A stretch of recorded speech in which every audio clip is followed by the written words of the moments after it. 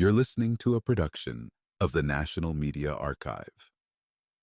To learn more or volunteer, go to nationalmediaarchive.com.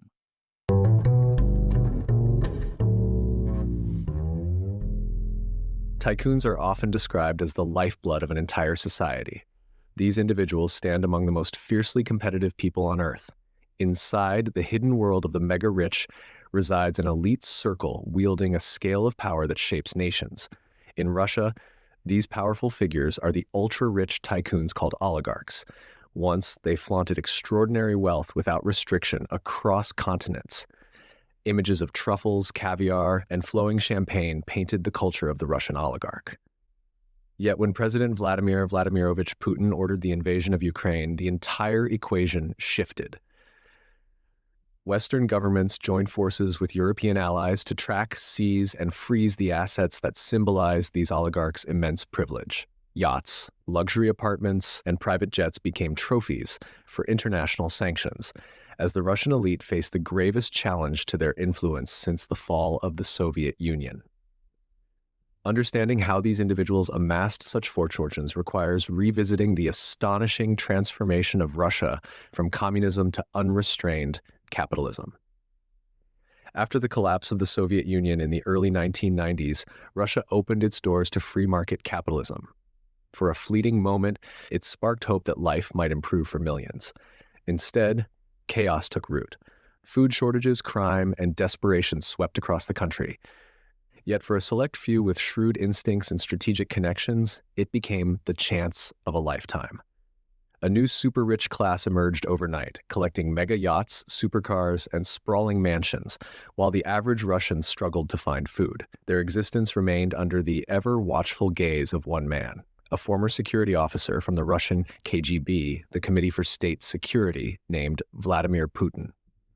Putin cultivated an image of ruthless authority. He wanted to surpass all others, to be the richest and most powerful among the powerful. Since launching the war in Ukraine, he demanded unwavering loyalty from these tycoons, while denouncing perceived traitors as scum unworthy of Russia. Caught between harsh Western sanctions and public resentment at home, oligarchs now navigate a treacherous landscape that threatens their billion-dollar empires. Few stories illustrate this paradox more vividly than that of Roman Abramovich.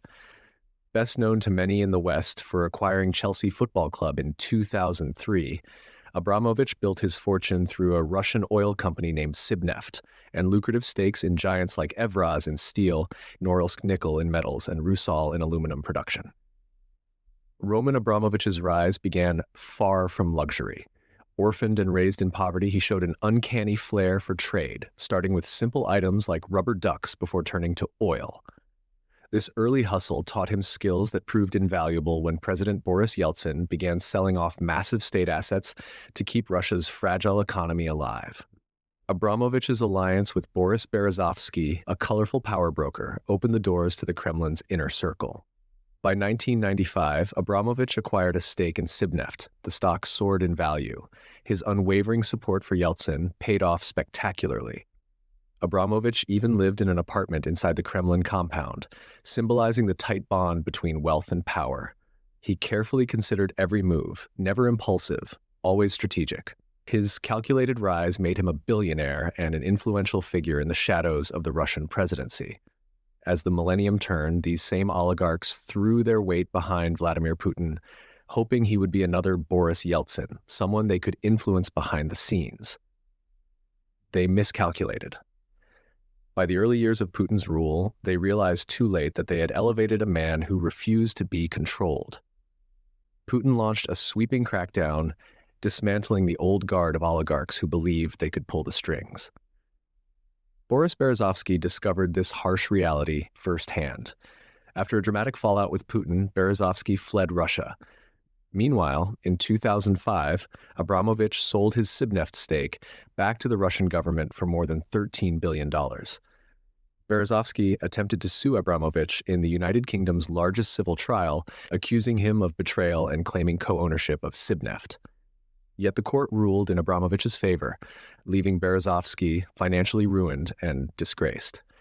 Berezovsky's downfall ended in tragedy when he was found dead at his countryside home under circumstances that remain unresolved.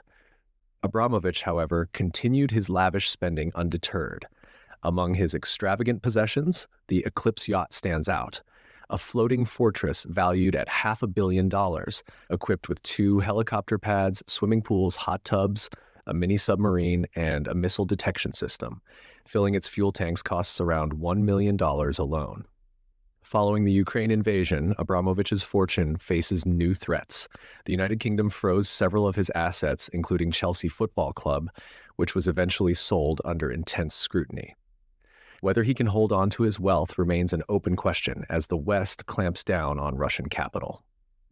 This confrontation between Russia's oligarchs and the Kremlin can be traced back to the Soviet Union's birth. In 1917, the Bolshevik Revolution forged the first communist state, erasing private property and placing all wealth under state control. From Vladimir Lenin to Joseph Stalin and onward, the Soviet leadership kept this iron grip for decades. By the 1980s, the system began to unravel. Mikhail Gorbachev, Yeltsin's predecessor, sought to thaw the Cold War through reforms and a surprising friendship with United States President Ronald Reagan. The Berlin Wall's fall in 1989 symbolized a shift, but the transition shattered old structures overnight. When the Soviet Union dissolved in 1991, Boris Yeltsin inherited an economy in collapse, banks on the brink, and stores stripped bare. Faced with desperate circumstances, Yeltsin turned westward. Western economic advisors insisted privatization was the only path forward.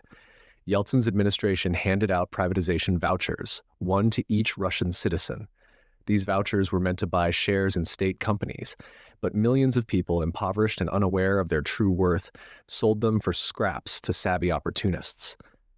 Through this loophole, the seeds of the Russian oligarchy were planted.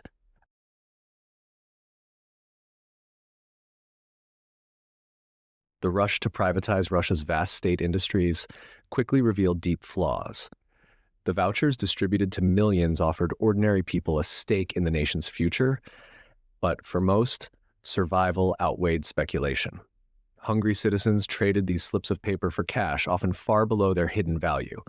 Those who understood the game, businessmen with connections and cunning, swept in to gather millions of vouchers. In their hands, these slips transformed into controlling shares of oil companies, mines, factories, and natural resource conglomerates. Among the architects of this sweeping wealth transfer stood Vladimir Putin. In the 1990s, Putin, then the wealthiest man in Russia, launched a plan known as loans for shares. This scheme gave a handful of well-connected insiders the chance to lend money to the Russian government in exchange for temporary stakes in major state companies. If the government failed to repay, the lenders kept the shares. Predictably, the struggling Russian state defaulted.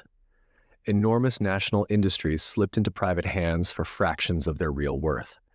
Putin's blueprint earned him the title of uber oligarch and reshaped Russia's economy overnight. In 1996, his influence grew further when he became deputy prime minister under President Yeltsin. Yet for every billionaire minted by this system, millions of Russians were left with nothing. Starvation haunted rural provinces, professors became taxi drivers, nurses turned to sex work for survival. The promised free market paradise crumbled under the weight of corruption and exploitation. Even Putin himself admitted the system was deeply flawed. He later described the process as unfair, but defended it as necessary to stop Russia from slipping back into communism. Chaos, however, continued to corrode public trust. President Yeltsin, once hailed as a liberator, appeared increasingly out of touch and weakened by alcohol. By 1999, his leadership faltered so visibly that he prepared to hand over power. In his place rose Vladimir Putin, an ambitious son of St. Petersburg, who once served as an officer in the Soviet Union's Committee for State Security. Putin's early career shaped him to wield secrecy and force. Rising through the ranks, he learned how to hide information and consolidate control. Handpicked as Yeltsin's successor, he positioned himself as a strong leader, unafraid to tackle corruption and restore Russian pride. To the public, Putin embodied a tough, action-driven figure, a bare-chested hunter, biker companion, and fisherman, projecting images of masculine strength. To the oligarchs, he promised predictability if they played by new rules. Early on, these billionaires believed they could shape Putin's policies as they once did with Yeltsin. But Putin rejected any notion of being manipulated.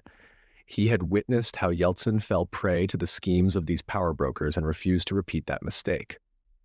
To maintain absolute control, Putin had to dominate the oligarchs themselves. One of the clearest lessons came through the downfall of Mikhail Khodorkovsky.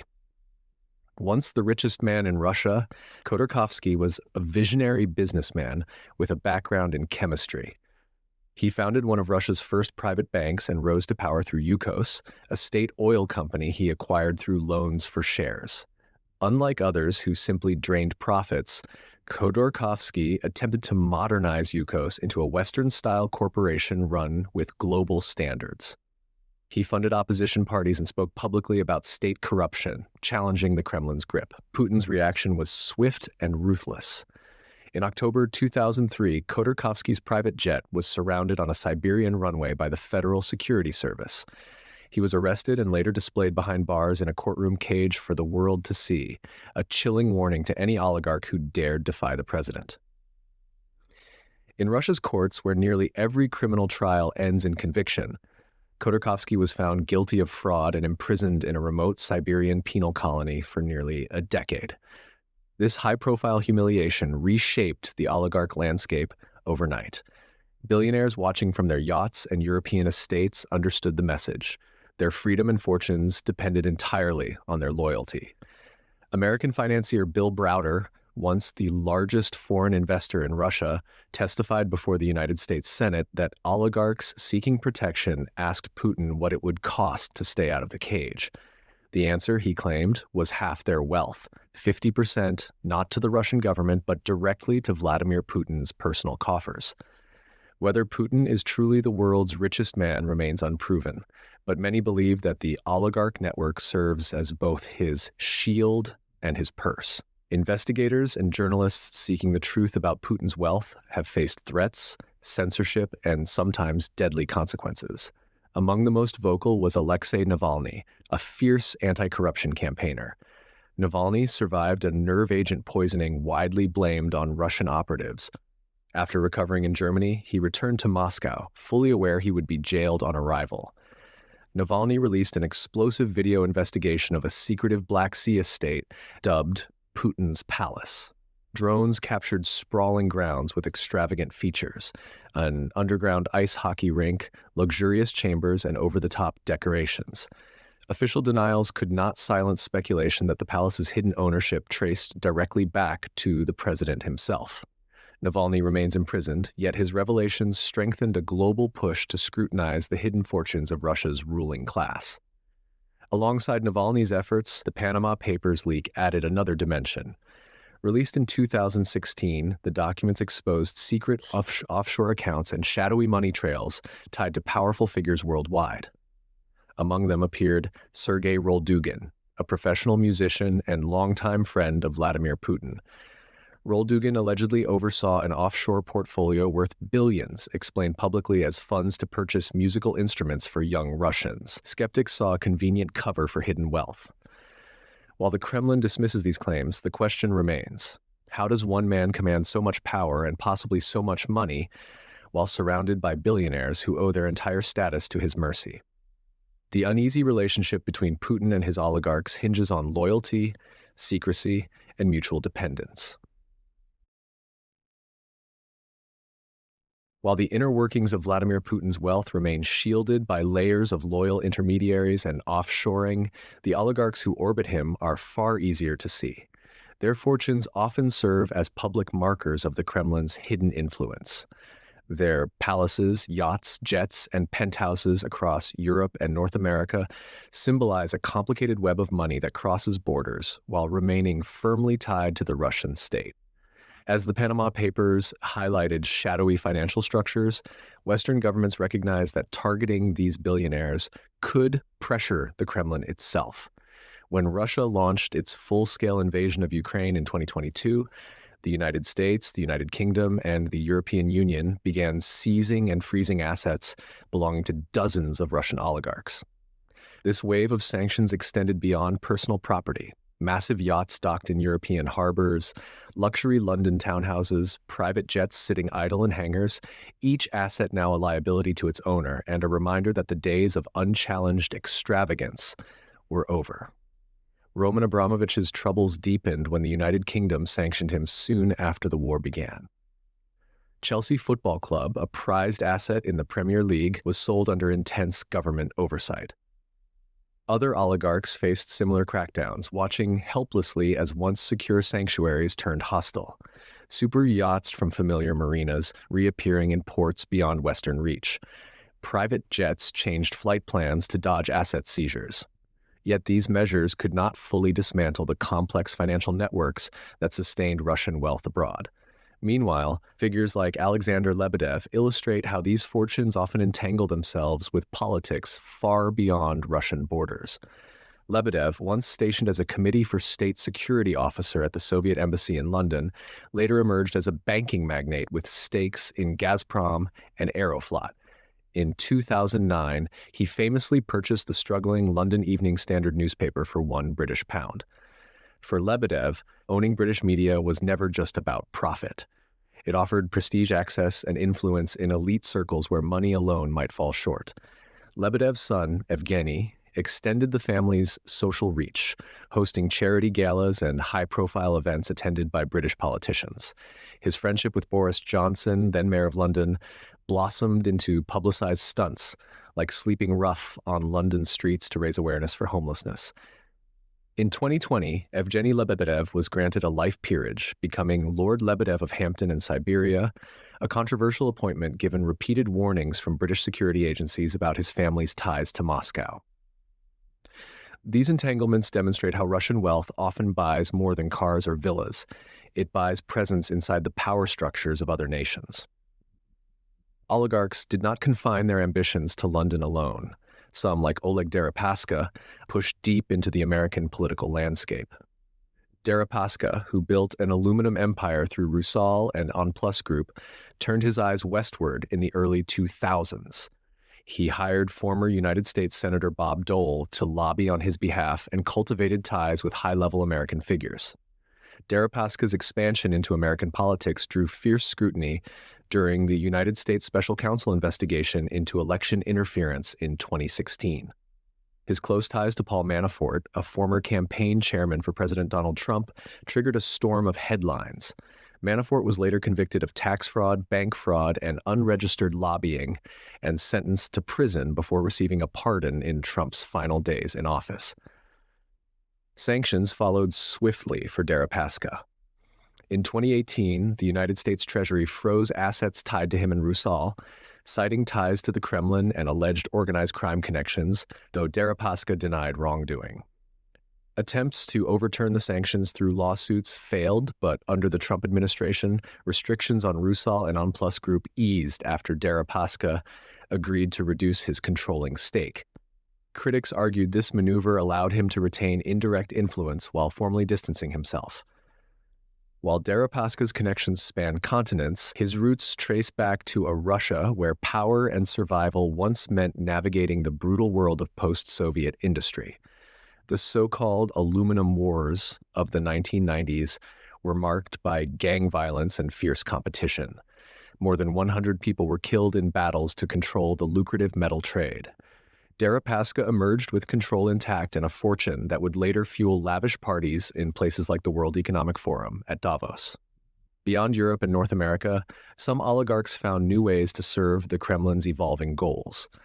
One figure, Yevgeny Prigozhin, rose from unlikely origins to become one of Putin's closest enforcers. Prigozhin began as a convict and hot dog vendor before transforming into a successful restaurateur in St. Petersburg. Through catering contracts for the Kremlin and the Russian military, he earned the nickname Putin's chef. Yet his true influence extended far beyond the kitchen. Prigozhin is widely believed to have funded the Internet Research Agency, a notorious operation accused of orchestrating large-scale social media disinformation campaigns aimed at swaying the 2016 United States presidential election. American intelligence identified the agency as a troll farm that weaponized Facebook, Twitter, and other platforms to stoke divisions among voters. often by posing as American citizens. He later gained global notoriety for alleged ties to the Wagner Group, a private military company accused of conducting covert operations for the Kremlin in conflict zones from Ukraine to Africa. Wagner fighters offered Russia plausible deniability where deploying official troops would be diplomatically costly.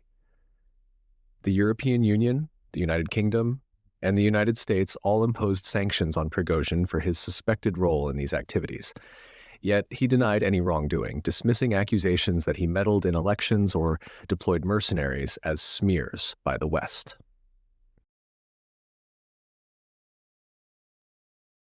Yevgeny Prigozhin's story stands out as a symbol of how the Kremlin's new generation of oligarchs blend personal ambition with covert power. Once known only for serving meals at presidential banquets, Prigozhin became deeply enmeshed in operations designed to expand Russia's reach far beyond its borders. The Internet Research Agency's work in the 2016 United States election cycle demonstrated how cheaply and effectively social media could fracture trust inside a foreign democracy.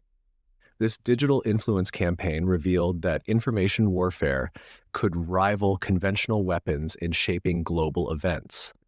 While Prigozhin rejected every accusation, the United States Federal Bureau of Investigation placed him on its wanted list, offering a reward for information leading to his arrest. European governments likewise imposed financial penalties, freezing assets and travel rights.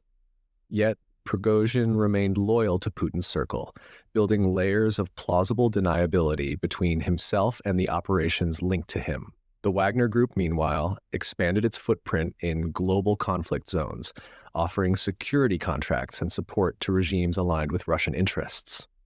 Reports accused Wagner fighters of severe human rights abuses, including torture, extrajudicial killings, and intimidation. Prigozhin's public persona as Putin's chef concealed a more formidable reality: the blurring of lines between state interests and private enterprise. This fusion allowed the Kremlin to project power while sidestepping diplomatic fallout, giving Russia influence in regions where direct intervention might provoke backlash. In Africa and the Middle East, Wagner contractors appeared where Moscow wanted leverage without waving the Russian flag too openly. At home, Putin's image as a champion against corruption and a defender of Russian pride continued to draw support from ordinary citizens who saw him as a bulwark against chaos. Yet beneath this projection lay a vast system of wealth management handled by trusted insiders. The Panama Papers scandal had lifted a corner of this curtain, linking musicians like Sergei Roldugin to billion-dollar offshore accounts. Leaked documents showed how obscure trusts and shell companies shifted wealth out of Russia and into hidden havens. As Putin's critics discovered, exposing these financial webs came at tremendous risk. Alexei Navalny's investigation into the sprawling Black Sea Palace, which he called Putin's Palace, revealed a private complex on a scale unmatched even by Russia's wealthiest billionaires. Navalny's team used drones to capture aerial footage of manicured gardens, secret tunnels, luxury chambers, and even a rumored underground ice hockey rink buried beneath the Green Hills. The scale and secrecy suggested a fortune far beyond any declared public salary. Putin brushed aside the allegations, dismissing them as Western propaganda. A Russian billionaire stepped forward claiming ownership of the palace, but the layers of shell companies and denials only deepened suspicions about where the money truly came from.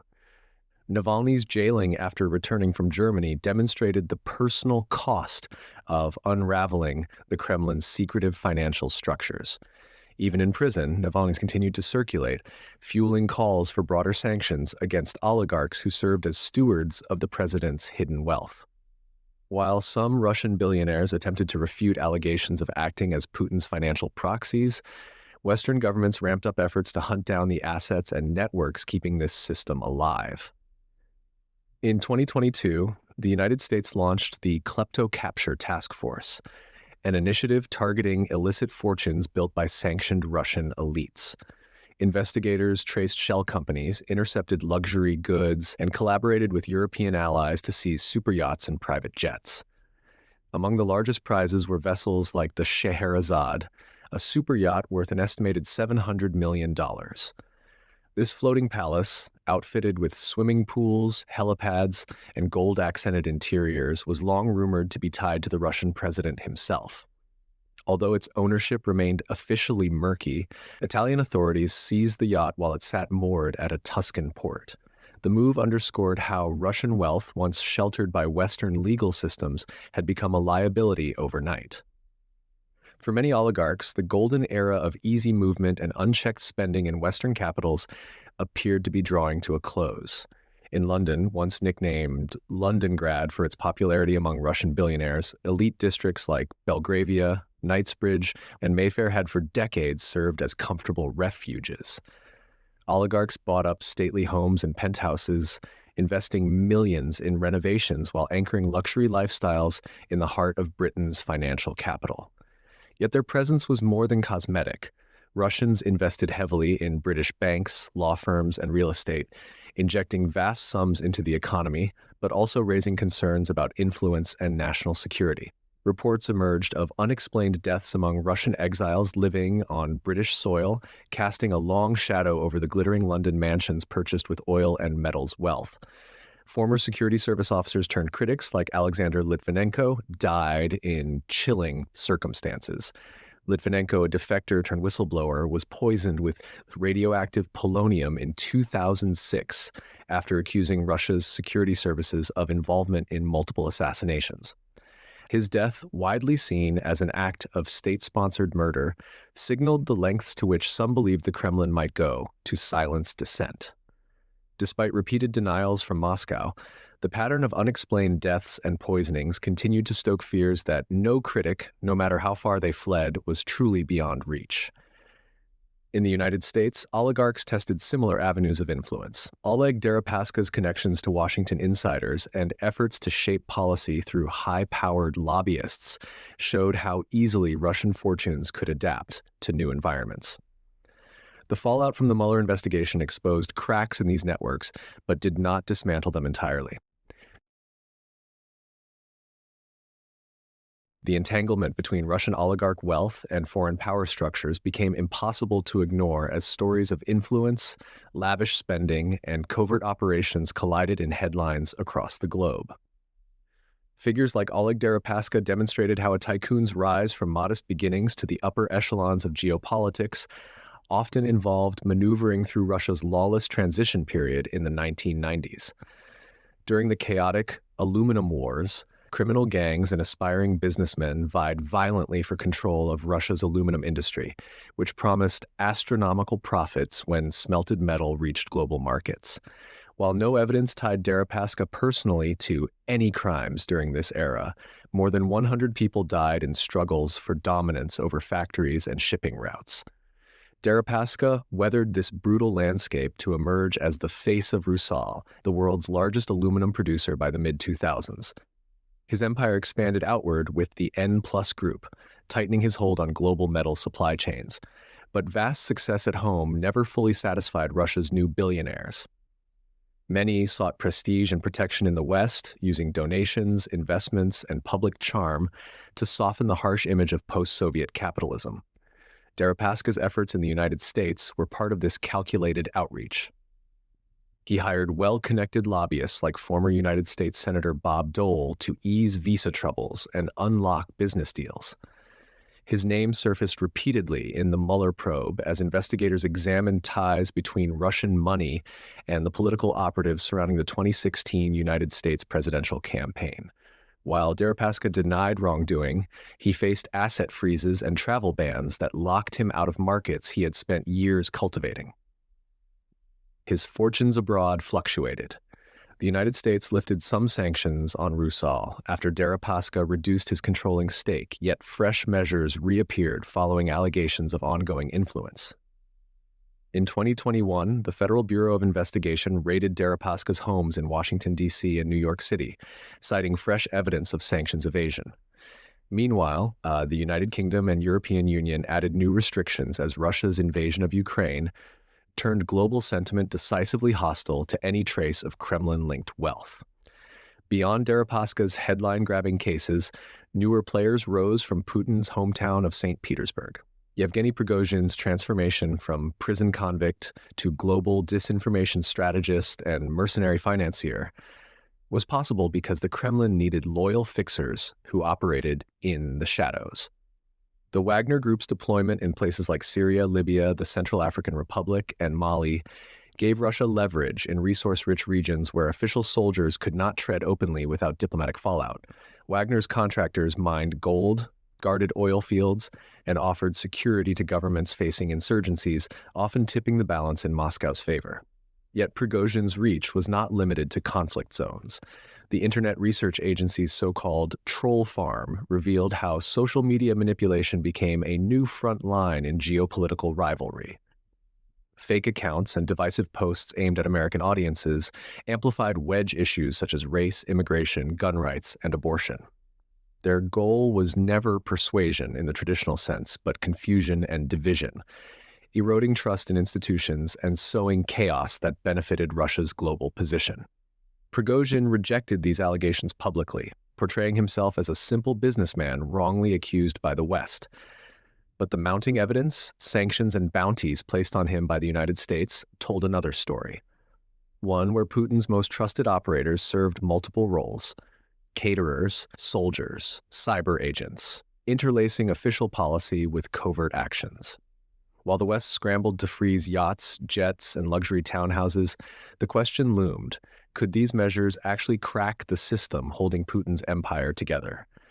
As the invasion of Ukraine triggered waves of sanctions, billionaires scrambled to relocate assets, sell off properties, and hide luxury goods in jurisdictions unwilling to cooperate with Europe or the United States. Some super yachts simply vanished from radar, sailing under new flags in remote ports where Western law could not reach. Yet the days of total impunity seemed numbered. For decades, the Russian oligarchy balanced its loyalties: lavish lifestyles abroad, ironclad devotion at home. Putin's demands for absolute fealty turned many billionaires into caretakers of his hidden fortune. Offshore accounts, shell companies, and discreet partnerships with Western firms gave these fortunes plausible deniability. But the tide turned when the bombs fell on Kyiv and the world's largest economies agreed to hunt Russian money wherever it lay hidden. The KleptoCapture unit in the United States and similar task forces in the European Union marked a new phase. Governments recognized that cutting off Russia's war chest meant cutting off the pipelines built by these oligarchs. One by one, names like Abramovich, Deripaska, Putin, and Prigozhin found themselves blacklisted. Ports once eager to welcome billion-dollar yachts turned them away. Luxury real estate firms that once bent rules to attract Moscow's billionaires grew cautious under the glare of regulatory scrutiny. For everyday Russians, the contrast could not be sharper. Decades ago, promises of a better life through free market reforms dissolved as oligarchs gobbled up public assets. Today, the sanctions and asset seizures once unimaginable have forced a reckoning. Some oligarchs have quietly grumbled about the cost of unwavering loyalty to the Kremlin. Yet few dare voice discontent openly, aware of the fate of figures like Boris Berezovsky or Mikhail Khodorkovsky, exiled, jailed, or dead under mysterious circumstances. Putin's carefully cultivated image as the ultimate strongman remains intertwined with this uneasy brotherhood of billionaires. His address to the nation in 2022, denouncing Russians with villas in Miami or chateaus on the French Riviera, made clear the price of betrayal. These tycoons, once free to enjoy foie gras and oysters under the warm sun of the Côte d'Azur, now faced a cold choice: pledge absolute loyalty or risk losing everything.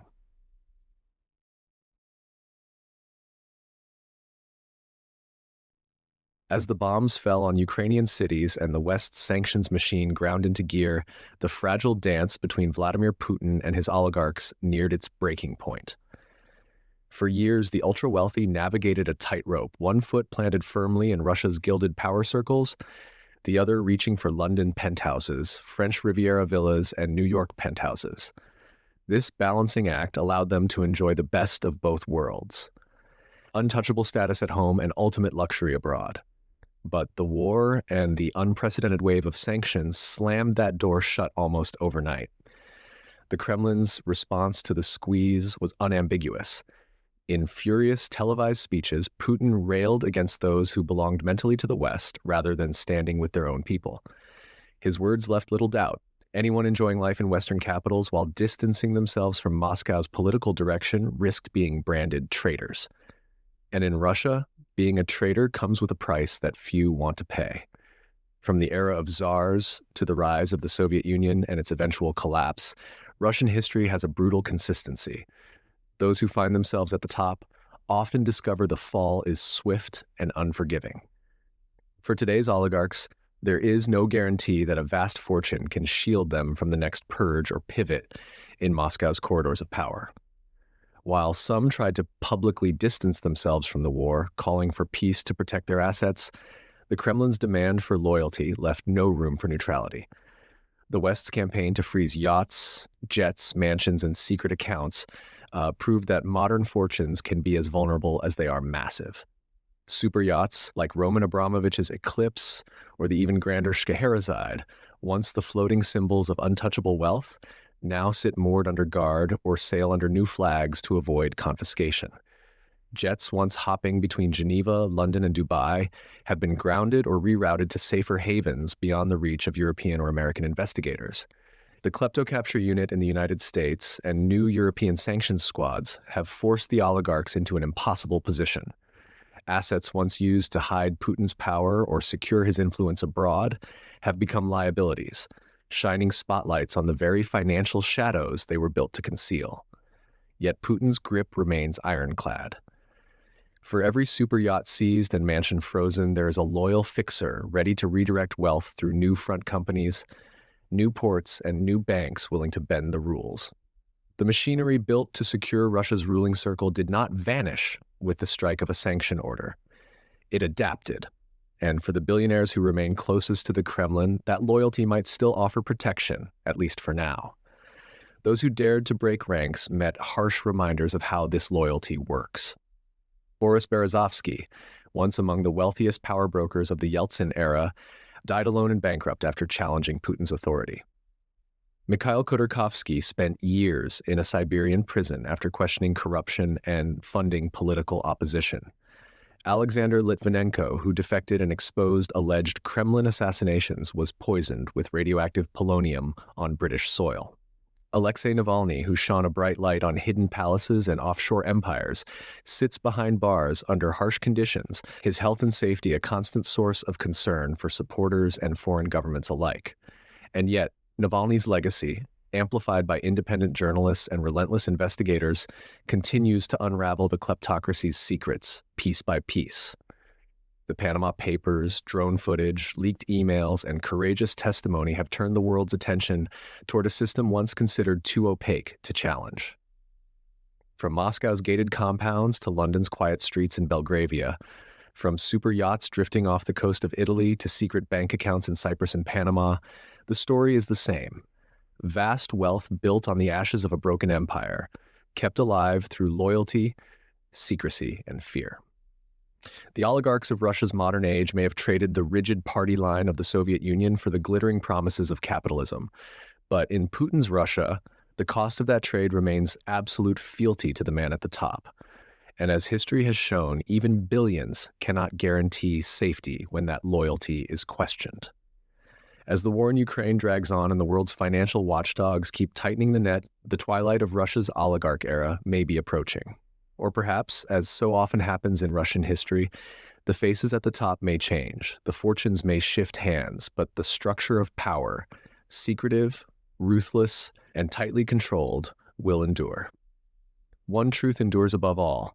In the world of Russian oligarchs, there is no escape from fate, and there are rarely happy endings for those who thought themselves untouchable.